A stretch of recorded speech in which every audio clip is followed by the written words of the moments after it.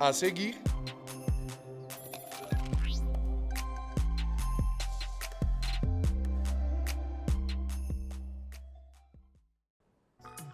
os microplásticos, que são pequenos pedaços de plástico com menos de 5 milímetros, podem prejudicar os biomas, principalmente a cadeia alimentar marinha e de água doce, já que eles causam a morte de muitas espécies. O Laboratório de Biotecnologia Ambiental e Ecotoxicologia tem estudado esse fenômeno. E você vai poder entender um pouco mais sobre esse assunto no Mundo UFG de hoje.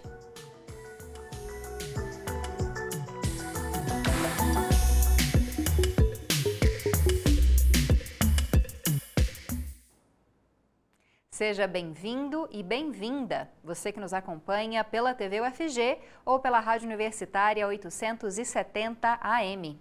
Eu sou a Camila Maia, uma mulher cis, de pele clara, tenho cabelos escuros e lisos abaixo dos ombros, olhos também escuros, visto uma roupa totalmente preta e estou de pé no cenário do Mundo UFG. Atrás de mim há uma televisão com a logo do programa e uma parede colorida. Tudo em tonalidades de verde, vermelho, amarelo e laranjado. Bom, participe com a gente por meio do WhatsApp. O nosso número é o 62991811406. Está aparecendo aqui na tela, acabou de sair, mas se você quiser eu repito. 991811406. Você pode tirar uma foto ou anotar e mandar a sua interação aqui para o Mundo UFG. Além disso, a gente tem outras redes sociais, como o Instagram, por exemplo.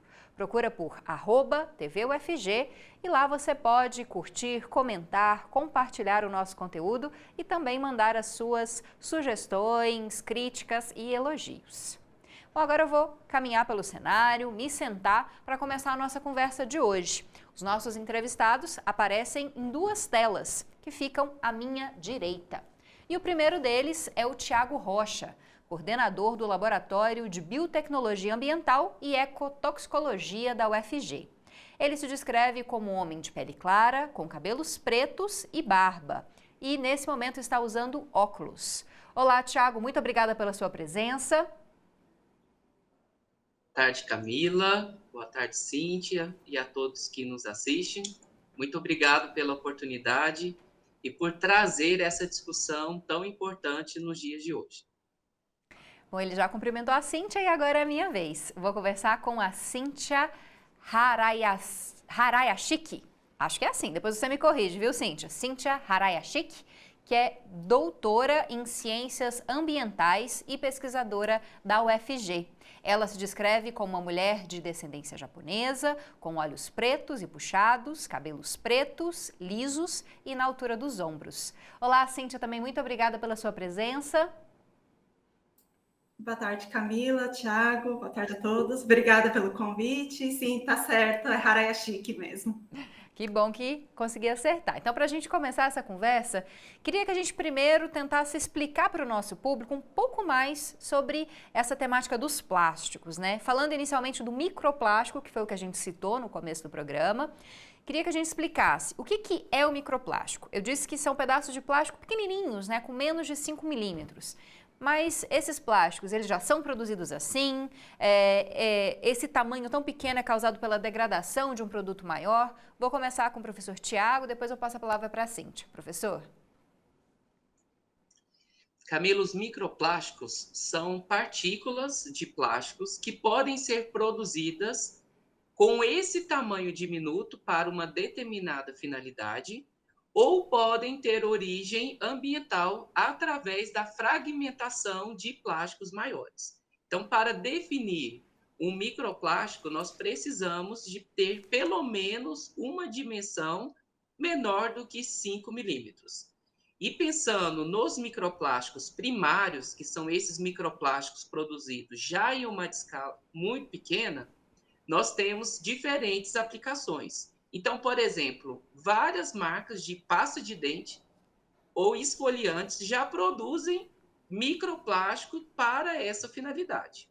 E, ao mesmo tempo, nós podemos ter a liberação de uma garrafa plástica no meio ambiente e depois de diferentes processos, diferentes transformações físicas, químicas e biológicas, nós temos a fragmentação e a formação de microplásticos secundários.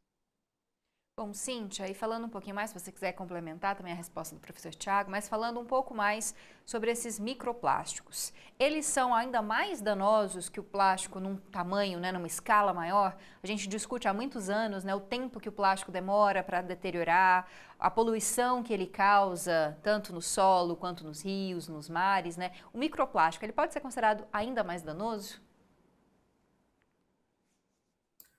Eu acho que um ponto interessante da gente ressaltar, né, dessa questão de perigo do plástico é que tem muita informação ainda que a gente não tem a respeito. Então, a questão do microplástico é que a gente pode encontrar ele em qualquer lugar.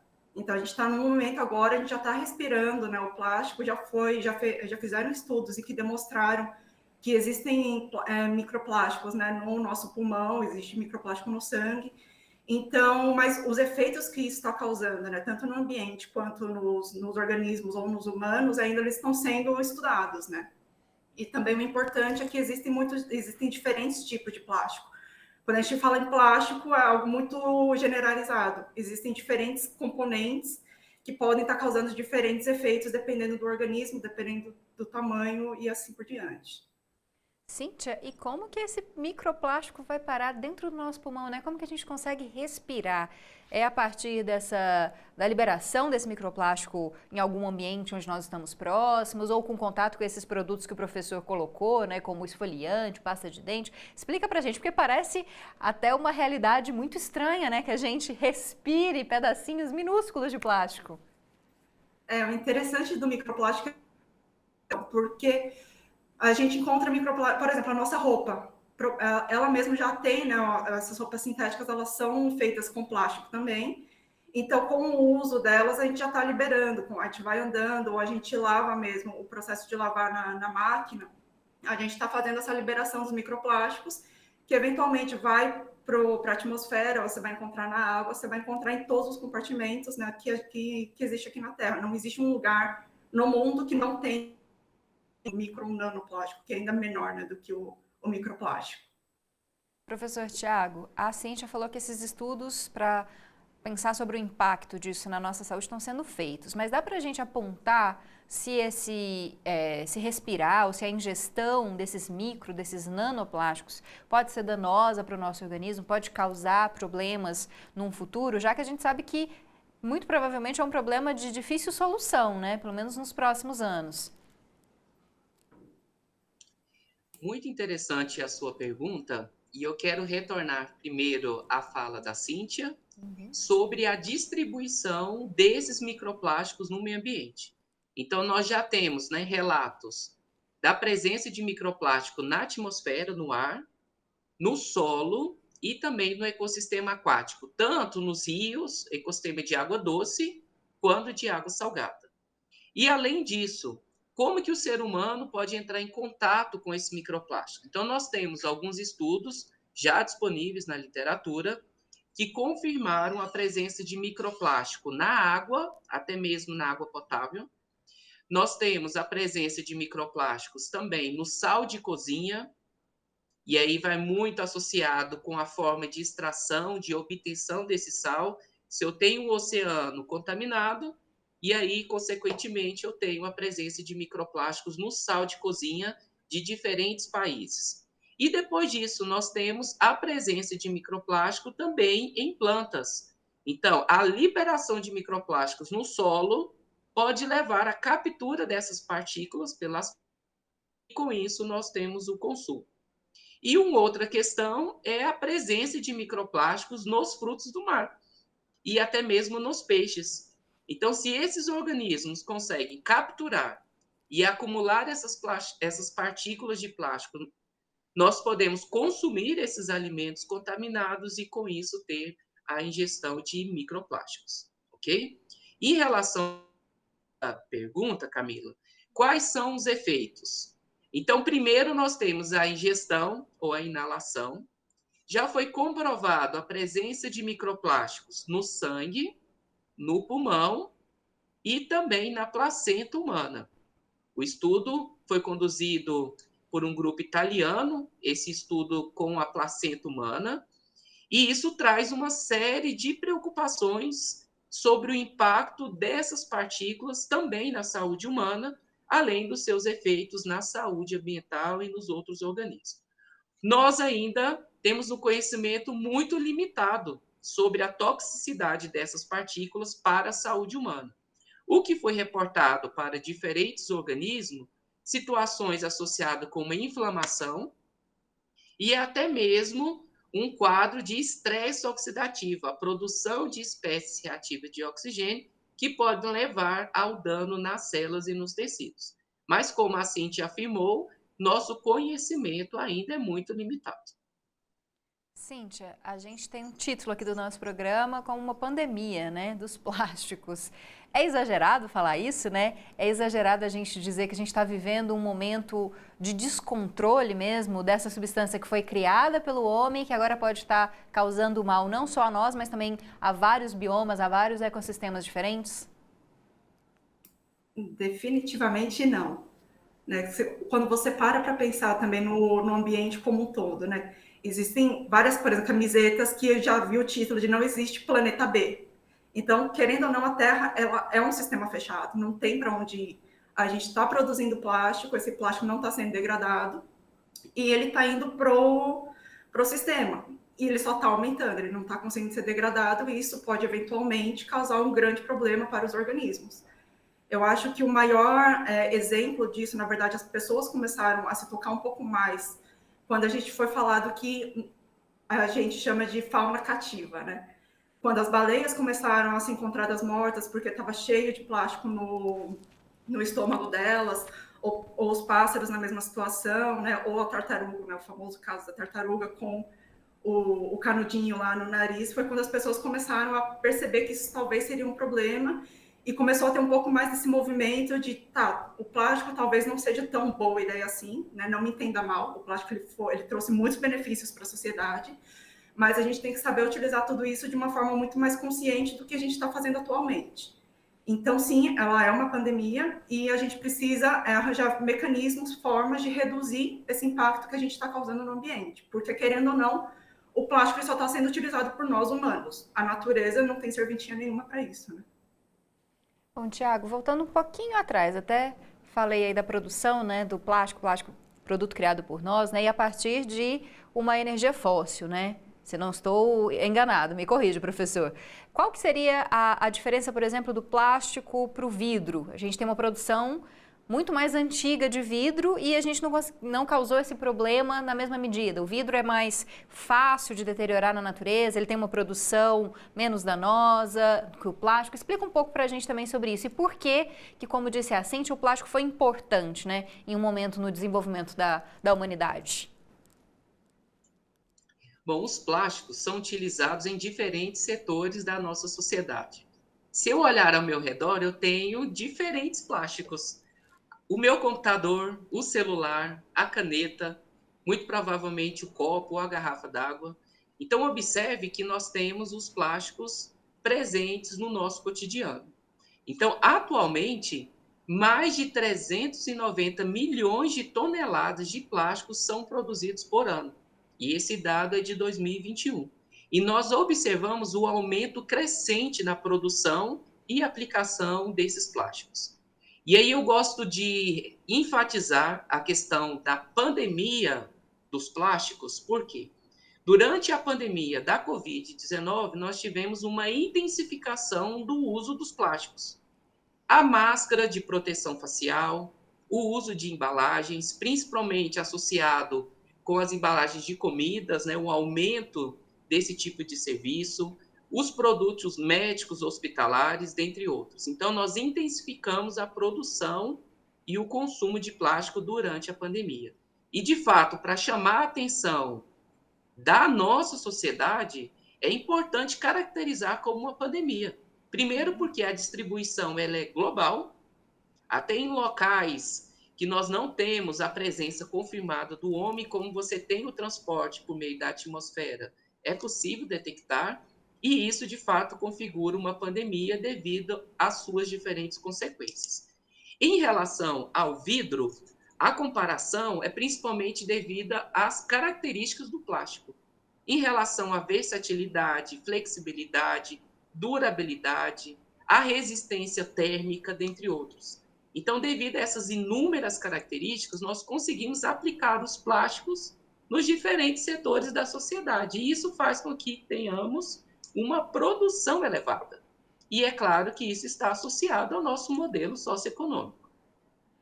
E só retomando uma questão que eu tinha feito nessa longa pergunta, né, que eu fiz, em relação ao tempo que o plástico demora na natureza. São milhões, centenas, milhares? Quanto tempo que, por exemplo, aquele copinho de plástico que não é produzido com plástico, né, biodegradável ou plástico diferente, vai levar na natureza para que ele deixe de existir? O tempo de meia-vida do plástico no meio ambiente depende da composição desse material, tá bem? Mas eu posso ter um copo com mais de 100 anos, a presença de mais de 100 anos desse copo no meio ambiente. Imagine quando eu falo de materiais como um pneu, que é utilizado no nosso dia a dia e ele pode sofrer a fragmentação, liberar partículas melhores. Esse tempo ele pode ser ainda maior. Então, existe uma persistência dos plásticos no meio ambiente e é claro que gera uma preocupação entre os cientistas, mas nos diferentes setores da nossa sociedade. Só para a gente... Na verdade, eu vou deixar essa pergunta para o próximo bloco, porque eu acho que a resposta dela é mais longa. A gente vai continuar conversando com o Thiago e com a Cíntia no próximo bloco e eles vão explicar mais questões referentes ao uso do plástico, aos danos que ele pode causar. E eu te convido a continuar com a gente para escutar essa discussão tão séria, tão importante para o futuro, né, da vida como a gente conhece aqui no planeta. Espero que você fique aí, porque o Mundo UFG volta rapidinho.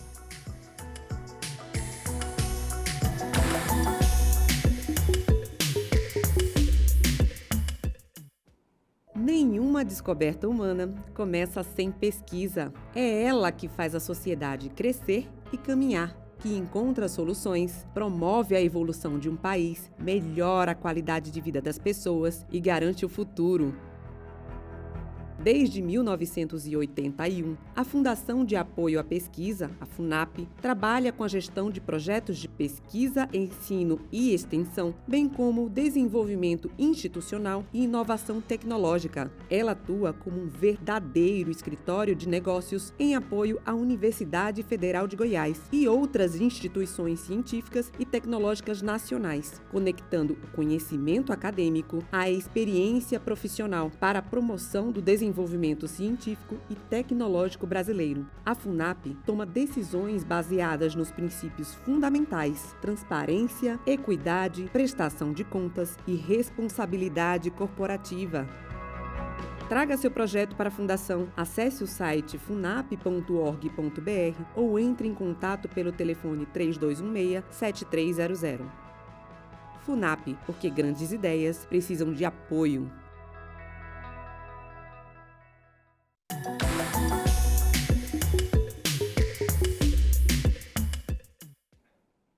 Não falei que era rapidinho? Já estamos de volta com o Mundo UFG de hoje e a gente está discutindo, né, questões relacionadas ao plástico, principalmente aos microplásticos que podem atingir diferentes ecossistemas e também matar diferentes espécies. E nós estamos conversando com o Thiago Rocha, que é coordenador do Laboratório de Biotecnologia Ambiental e Ecotoxicologia da UFG, o LABAI, e também com a Cíntia Harayashiki, que é doutora em Ciências Ambientais e pesquisadora da UFG.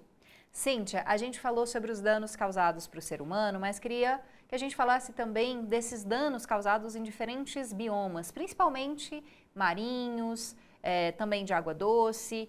Como que esses microplásticos, esses nanoplásticos afetam a vida desses seres, né, que vivem na água?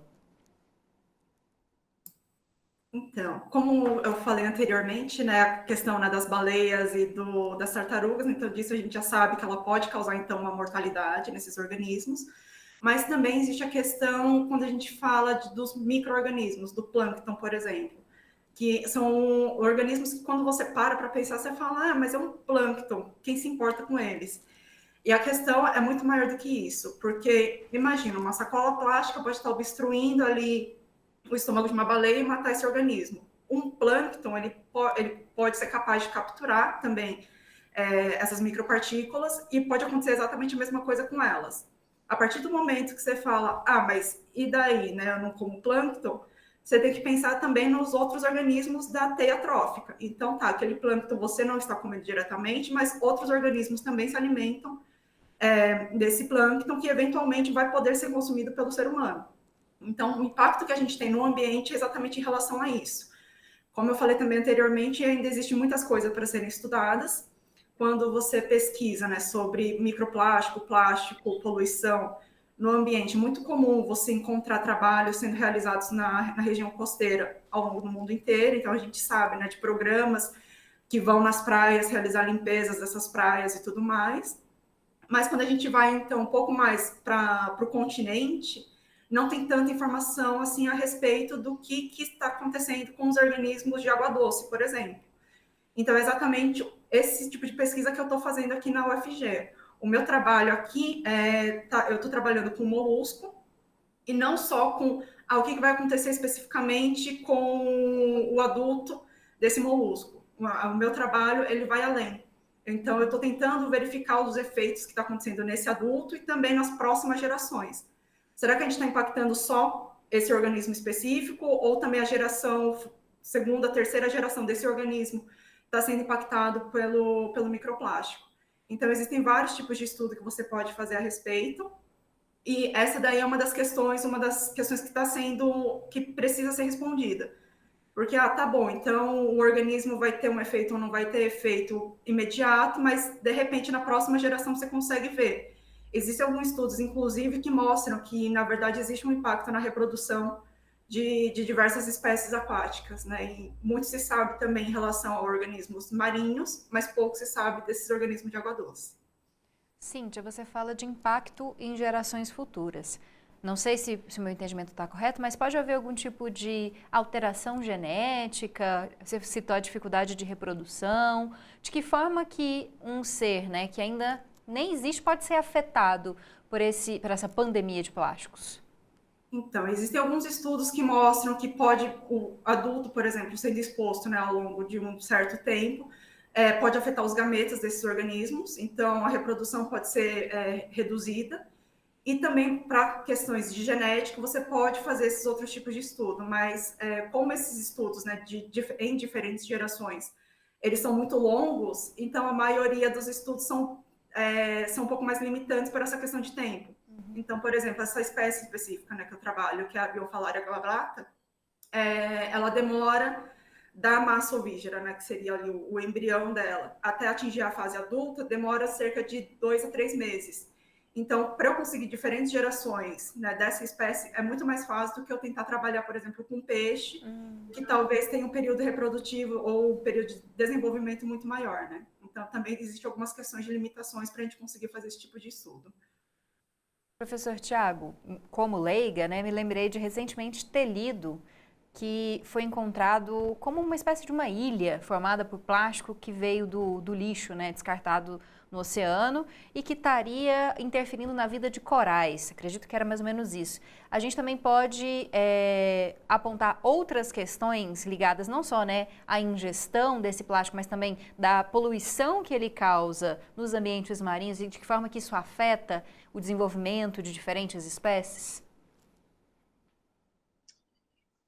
É verdade, sim. Nós temos várias ilhas de plásticos nos oceanos, mas também nós temos algumas ilhas de roupas no ambiente terrestre, no ecossistema terrestre. Imagina que eu tenho como se fosse um lixão de roupas, e esse lixão pode gerar microplásticos, microfibras plásticas, e isso pode impactar os organismos vivos de diferentes modos. Por exemplo, eu posso ter a ingestão e o acúmulo de plástico nos organismos. Então, imagine que eu tenho uma grande quantidade de microplástico no estômago de um peixe. Isso leva a uma sensação de saciedade e uma redução da captura de alimento. E com isso, se eu não tenho a captura de alimento, pode ter uma redução do crescimento e da reprodução daquela espécie. Nós temos estudos que confirmam que os microplásticos podem alterar o comportamento dos animais. Então, a relação daquele animal com os outros indivíduos da mesma espécie, ou até mesmo a relação presa e predador.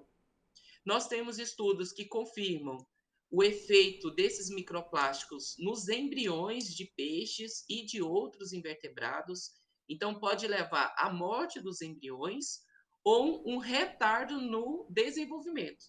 Então, para ele atingir uma fase mais avançada no desenvolvimento, ele leva mais tempo. E isso traz uma série de consequências para essas populações. Então, observem que os efeitos são diversos. E depende da composição desse plástico, depende do tamanho.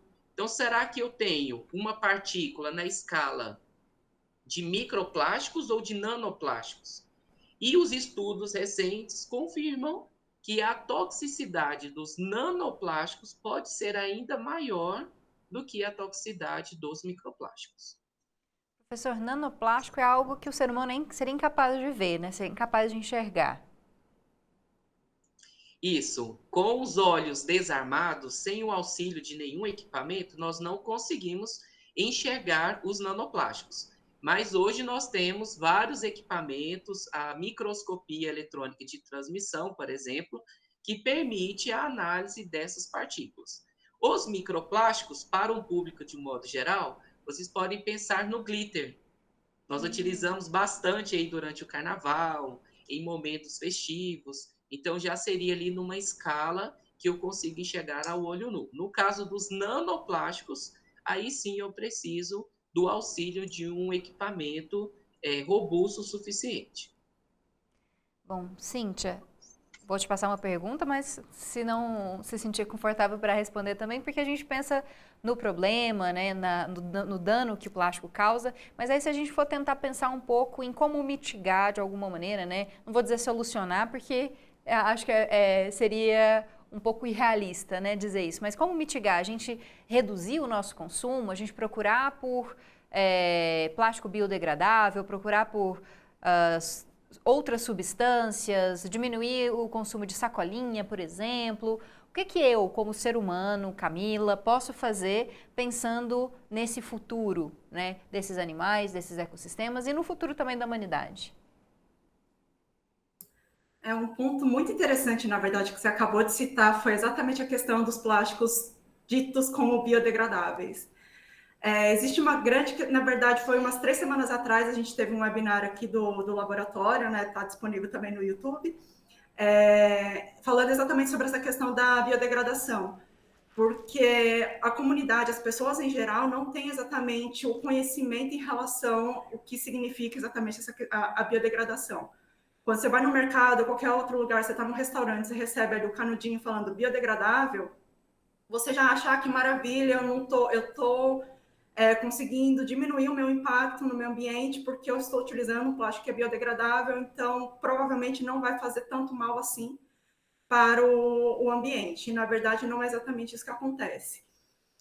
Pelo menos aqui no Brasil, tem um estudo, né, feito lá em São Paulo, em que mostrou que a maioria dos plásticos, pelo menos, né, os plásticos que eles conseguiram encontrar aqui no Brasil, nenhum deles foi efetivamente o que pode ser chamado de biodegradáveis. Existe uma grande questão também de bioplástico e biodegradação. Então, o bioplástico, ele é um plástico que ele não tem a origem, né, me fugiu a palavra, desculpa. Ele tem uma origem mais, veio, por exemplo, de cana-de-açúcar, de algum outro produto que é renovável, de um recurso renovável, não um recurso fóssil.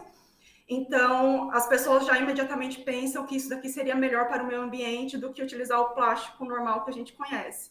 E, na verdade, não. A estrutura química desses dois produtos são exatamente a mesma, então, na verdade, o impacto que você está causando no ambiente meio que seria o mesmo ao utilizar os dois produtos. Talvez teria um menor efeito esse bioplástico pela questão de como ele é feito, né, a sua produção. Mas no impacto depois no produto final, a biodegradação dele seria exatamente a mesma, de um plástico normal. E também em relação a essa questão de biodegradação, os plásticos que esse estudo, né, mostrou que são encontrados aqui no Brasil são os que eles chamam de oxobiodegradáveis. Na verdade, esses plásticos eles contêm um aditivo e que faz com que o plástico ele se fragmente muito mais rápido. Mas o processo de biodegradação é exatamente o mesmo que os outros plásticos. Então, o que eu te diria, na verdade, que a melhor forma de minimizar o nosso impacto com o plástico no meio ambiente seria realmente reduzir. Então, é muito comum, por exemplo, você ir no mercado e naquela seção de hortifruti, você vai encontrar frutas que não estão descascadas nem nada, mas que elas já estão envoltas ali naquele plástico filme. Ou mesmo você, quando você vai ali no mercado, vou comprar tomate, pega uma sacolinha, coloco 3 tomates ali dentro, faço o resto da minha compra, passo no caixa, coloco esse saco de tomate dentro de uma outra sacola plástica, levo para casa, chego em casa, tiro tudo isso do plástico e coloco na minha geladeira. Ou seja, você usou 2 plásticos simplesmente para poder fazer o transporte do ponto A até o ponto B. Então, ao invés de você fazer isso, você pode levar as sacolas retornáveis, ou você pode utilizar só um plástico, se você não tem nenhuma sacola retornável. Então, existem maneiras de você minimizar a utilização desse tipo de plástico no seu cotidiano. Negar o canudinho no restaurante também é uma boa, usar aquele canudinho de alumínio, optar por não consumir, por exemplo, pratinho, garfinho de plástico em festa, por exemplo, seria uma outra opção? Se possível, é melhor não utilizar. Bom, professor Tiago, eu queria, claro, falar sobre o laboratório, mas vou deixar para o final. O senhor tocou num ponto muito interessante da questão das roupas, né? A gente fala de plástico e pensa quase que instantaneamente no copinho, na vasilhinha de plástico, mas muitas roupas sintéticas, como o senhor disse, têm plástico e a gente tem lixões, né, em várias partes do mundo, principalmente nos países mais pobres, né, África, Ásia, que muitas vezes até acabam se tornando, né, grandes depósitos dessas roupas que a gente consome e não quer mais. Como é que a gente pode repensar esse nosso consumo da moda, né, que muitas vezes é tão rápida, as pessoas estão sempre buscando novas tendências, compram muitas roupas nem sempre, né, de boa qualidade. Dá para a gente falar disso também? Com certeza, é importante a gente discutir a moda e o impacto das roupas na produção de microplásticos e a sua liberação no meio ambiente. É um tema muito interessante, geralmente nós associamos ao plástico a garrafa PET, ao copo, né? Mas não fazemos essa associação com as nossas roupas. Então imagine, Camila, você está na sua casa e vai lavar a sua roupa na máquina de lavar. E geralmente a máquina de lavar contém um recipiente como se fosse um filtro que faz o acúmulo dessas fibras. Então, basicamente ali nós temos uma grande quantidade de microfibras plásticas, que são microplásticos. E aí, se eu tenho o descarte incorreto dessa água, né, desse material, nós temos a liberação no meio ambiente. Então, sim, nós precisamos repensar a nossa moda, precisamos repensar o nosso consumo e até mesmo o descarte dessas roupas e o impacto que pode ter no ambiente. Então, por exemplo, nós temos no Chile uma região que é como se fosse um lixão de roupas, e ainda nós nem sabemos qual que é o impacto dessas microfibras nos organismos. Pode ser que tenha a morte de diferentes organismos, de diferentes espécies, e nós ainda nem conhecemos esses organismos, né? Então, o meu recado é um consumo consciente e pensar também no nosso sistema socioeconômico.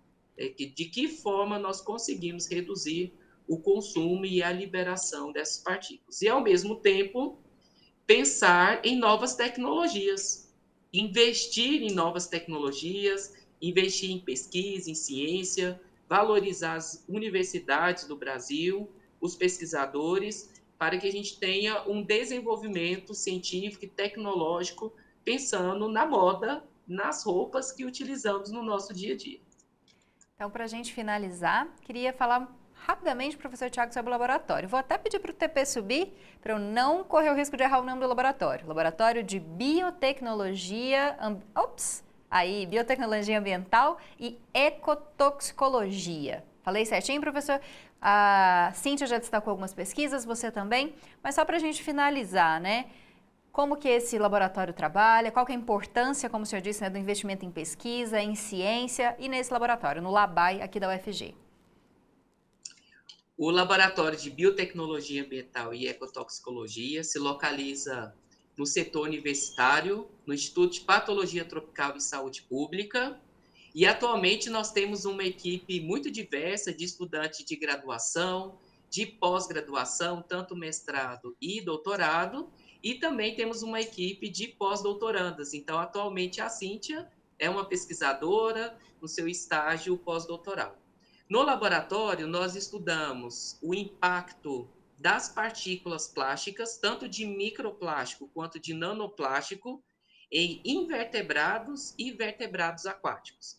Então, nós temos vários projetos de pesquisa com peixes e também com gastrópodes, nesse caso com os caramujos, entendendo o processo de interação dos organismos com essas partículas, mas ao mesmo tempo estudando a interação. Então, hoje nós sabemos que essas partículas plásticas podem interagir com outros poluentes e também com micro-organismos. Então, o microplástico pode atuar como um vetor de outros poluentes. E aí o nosso laboratório desenvolve várias pesquisas para entender a toxicidade de mistura. Então, por exemplo, nos rios eu posso ter a presença de microplástico, mas também a presença de herbicidas. E será que essas partículas plásticas podem aumentar ou reduzir a toxicidade dos outros poluentes? E é nesse contexto que nós atuamos. Nossa, professor, acho que já daria um outro tema de programa a gente falar aí sobre os herbicidas também na água. Espero que a gente se reencontre em outro momento. Muito obrigada, professor Thiago Rocha.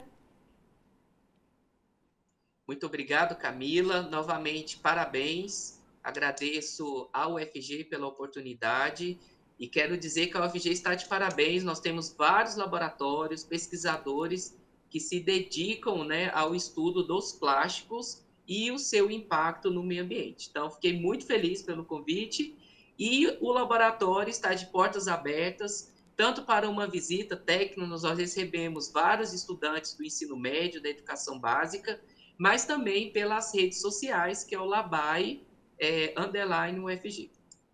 Também muito obrigada, Cíntia Harayashik, pela sua presença.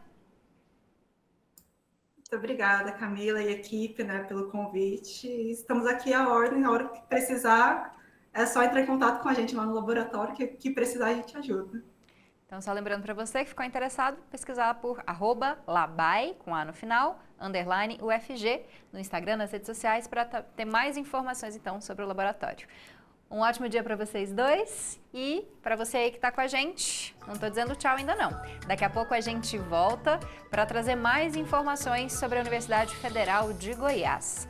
Tem matéria especial, tem também algumas informações sobre acontecimentos aqui da UFG e mais um serviço e ação que a gente divulga para você.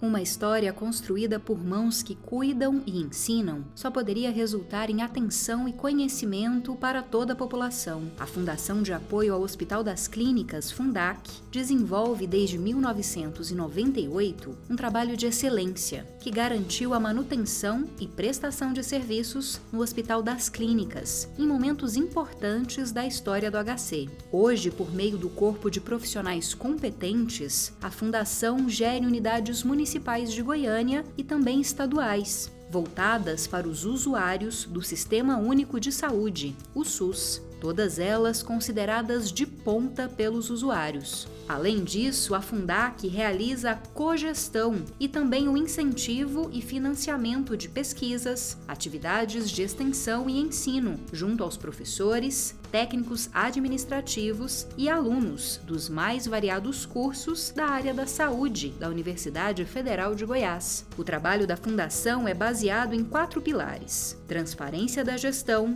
total comprometimento com a qualidade dos serviços assistenciais, otimização de custos, eficiência e eficácia em uma assistência humanizada. Assim, ela atua com respeito, carinho e dedicação a quem precisar. Fundac, uma fundação feita por gente que cuida da gente.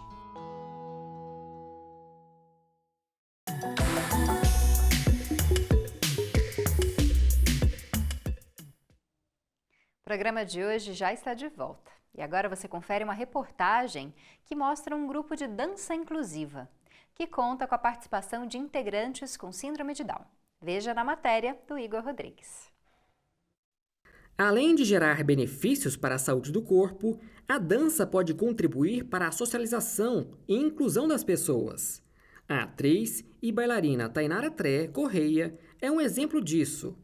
Ela é uma das participantes do Grupo Diversos, projeto de extensão da UFG. Eu gosto do verso, eu gosto da dança aqui, toda sexta. Eu faço tudo, a dança, alegre. É isso que eu gosto tudo. Segundo Marlice Tré, mãe da Tainara, a bailarina está no grupo desde a criação, em 2017, e de lá para cá conseguiu diminuir a timidez e melhorar as relações sociais. Além disso, ela conta como é ver a filha no Grupo Diversos. É tão gostoso e é tão acolhedor que realmente você não vê, eu nunca vi diferença. A coordenadora do Grupo Diversos, professora Marline Dornelles, explica que o grupo é um projeto de extensão da UFG, que pretende incluir corpos diversos na dança. É uma missão de trabalhar com a dança inclusiva, ou seja, só faz sentido se esse grupo tiver corpos diversos. A gente está chamando de pessoas com e sem deficiência, pessoas com diferentes faixas etárias, pessoas que têm formação técnica em dança e que não têm formação técnica em dança, que nunca dançaram. A gente está falando de mães de pessoas com deficiência, que geralmente levam o seu filho para algum atendimento específico e não tem uma atenção, um acolhimento para elas. Então, são esses corpos diversos, né? A gente está falando de gênero também, a gente está falando de nível de formação. Então, a dança inclusiva, ela é para nós, para além de uma proposta metodológica, ela também é uma estética de dança. O Grupo Diversos conta com a participação de pessoas com síndrome de Down, por meio de uma parceria com a Associação Down de Goiás. Fazer parte do grupo pode auxiliar os participantes a terem mais qualidade de vida e bem-estar. Para a gente é de suma importância. Desde que a ASDAL foi criada, ela teve esse fundo científico, né, de ter essa linha de troca, né, de estar junto com as universidades e as universidades com a gente. Então, é muito orgulho a gente ter uma parceria como a UFG, né, que vem, ao longo desse tempo, colaborando com a gente, né, como você bem disse, a questão do bem-estar da pessoa com síndrome de Down. E, automaticamente, esse bem-estar se estende a toda a família, né, porque tem alguns projetos que são desenvolvidos, não aqui dentro da ASDAL, mas que são desenvolvidos no campus, né, principalmente na educação física. A pesquisa é uma outra ferramenta importante para conhecer a realidade das pessoas com síndrome de Down, segundo a professora da UFG, Vanessa Dalladeia. Ela é mãe de Beatriz, que tem síndrome e participa do Grupo Diversos. Para Vanessa, a troca de conhecimento entre pessoas com Down, familiares e academia pode modificar realidades. A pesquisa, né, ela é um importante instrumento para que a gente conheça a realidade, né? Então, por meio da pesquisa, a gente pode trazer fundamentos teóricos, o que os autores trazem, por meio da prática, né, nas instituições e junto com as pessoas com deficiência, trazer esses conhecimentos para tentar modificar um pouquinho essas realidades, né, quando elas precisam ser modificadas. E o contrário também acontece, né? Fazer pesquisas nas instituições e junto com as pessoas com deficiência, a gente leva para a academia, para a formação, né, e para as publicações, conhecimentos importantes que muitas vezes são relacionados a preconceitos que a própria academia ainda tem. Né? Então, a gente também trazendo essas pesquisas para as instituições e levando esse conhecimento para a universidade, a gente faz uma troca de conhecimentos importante para modificar a realidade das pessoas com deficiência, mas também para modificar a realidade de formação dentro da universidade.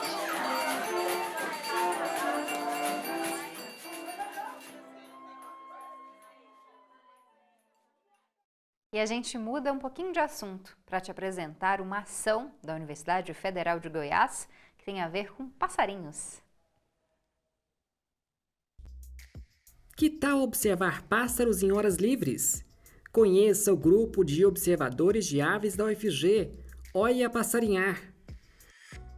O objetivo é estimular e difundir a observação de aves e ser um espaço para fomentar discussões, disponibilizar materiais e ser uma rede de apoio ao observador.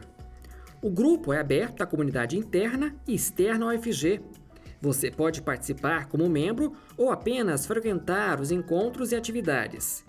Para ficar por dentro das próximas atividades e se inscrever como membro, acesse o perfil no Instagram, Oia_Passarinhar.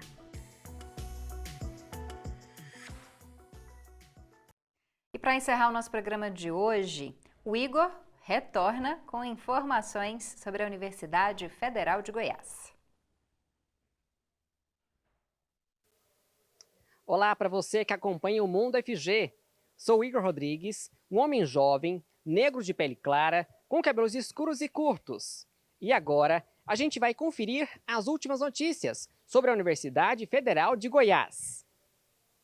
A UFG e a empresa Anglo-América firmaram um acordo que visa promover a cooperação técnica e científica entre as duas instituições, a partir da instalação e operação de uma planta piloto, que é um laboratório onde são reproduzidos os equipamentos e processos de uma planta industrial, mas em uma escala intermediária. O projeto de pesquisa recebeu investimentos que giram em torno de R$1 milhão e tem validade prevista até outubro de 2024. Com os testes que são feitos na planta piloto, montada no Instituto de Química, a expectativa é encontrar meios para aumentar a produção de níquel e otimizar os processos da mineradora. Mais informações você encontra no site oficial da UFG, ufg.br. O 24º Festival Internacional de Cinema e Vídeo Ambiental, o FICA, anunciou os filmes selecionados para as mostras competitivas de 2023. Os curtas e longas metragens nacionais e internacionais competem em 3 categorias: Mostra Internacional Washington Novaes, Mostra do Cinema Goiano e Mostra Becos da Minha Terra, que exibe produções da cidade de Goiás. Para a Mostra Internacional Washington Novaes, foram selecionados 8 curtas e 6 longas-metragens.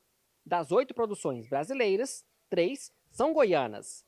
6 filmes estrangeiros também foram selecionados e estão na disputa. O FICA será realizado entre os dias 13 e 18 de junho, na cidade de Goiás. Você pode acompanhar tudo sobre o FICA pelo site fica.gov.br. A Galeria do Sesc de Artes de Palmas, no Tocantins, recebeu uma exposição com obras do artista e professor do curso de Arquitetura e Urbanismo do campus Goiás da UFG, Emiliano Alves de Freitas Nogueira. As obras são compostas por desenhos em grafite em pintura de esmalte de unha, sobre papel, e um vídeo. Em todos os trabalhos, o artista investiga de forma poética os arquivos de sua própria infância e recria essas imagens, trazendo à tona temas como afetividade e subjetividades familiares, conflitos éticos e morais. Essas foram as últimas notícias sobre a UFG. E para você que não quer perder nada do que está rolando na universidade, é só continuar acompanhando a programação da TV UFG. Eu fico por aqui. Se cuida e até mais. Tchau! Se você quiser ver ou rever qualquer episódio do programa, é só procurar pelo canal da TV UFG no YouTube. Lá ocorre a transmissão ao vivo e os programas ficam disponíveis também para que você possa conferir em qualquer dia e horário. Se quiser sugerir uma pauta pra gente, entre em contato pelo WhatsApp. O número vai aparecer aqui na tela. 62991811406. Pode tirar uma foto aí ou então anotar. Aproveita também para baixar o aplicativo. Vai aparecer na tela também um código. Você aponta o seu celular com o modelo Android para ele e baixa gratuitamente o aplicativo da TV UFG, onde você pode assistir a nossa programação e também conversar com a gente. Eu fico por aqui, mas te convido a acompanhar o Mundo UFG de segunda a sexta-feira, à 1h da tarde, e a reprise às 8 horas da noite. Muito obrigada e até o próximo programa.